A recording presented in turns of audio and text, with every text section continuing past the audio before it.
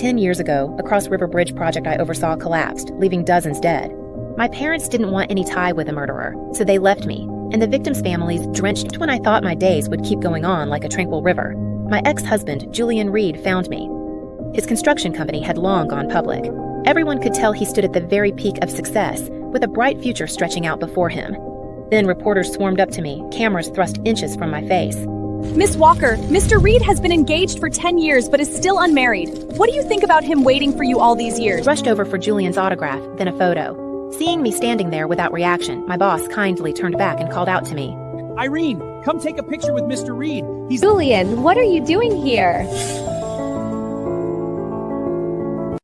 Julian, what are you doing here? You just left without a word. Today's your last day. He hung up before I could say anything. I tried calling back, but I'd been blocked. Sure enough, Julian's call came through. Irene, I can't undo what happened back then. I hope you understand. But in every other way, I'll make it up to you. Every afternoon, I found out exactly what he meant. I needed to find another job as soon as possible. But no matter where I went, people only pretended to respect me. I decided to go back home. I moved out. Julian showed up. He lost weight in just a few days. Dark shadows sat under his eyes like he hadn't slept at all. He came with a moving crew and directed them as if this was something. Every day I moved in, Julian had barely arrived when she stormed in with a group of reporters. Julian, I heard Miss. That afternoon, the news had spread all over Portwell. Disgraced engineer resurfaces after deadly collapse. Billionaire X shows mercy. Back among the elite, can the victims ever find peace? 3 days later, my parents came. It was the first time in 10 years that they had come to see me on their own. When I saw them standing at the door, the good old memories came back. A spark of hope rose in my chest.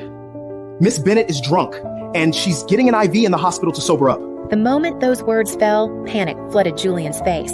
My parents' expressions changed just as quickly. No one looked at me again. They turned, their backs disappear, and laughed. I laughed until tears streamed down my face. So this was it.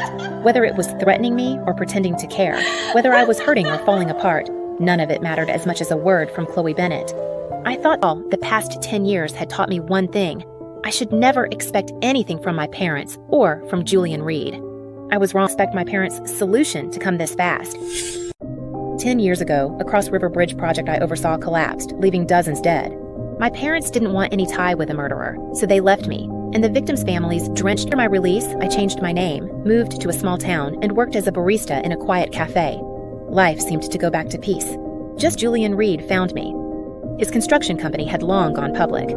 Everyone could tell he stood at the very peak of success, with a bright future stretching out before him. Then reporters swarmed up to me, cameras thrust inches from my face. Father only snorted at me. We wouldn't dare drink a murderer's water.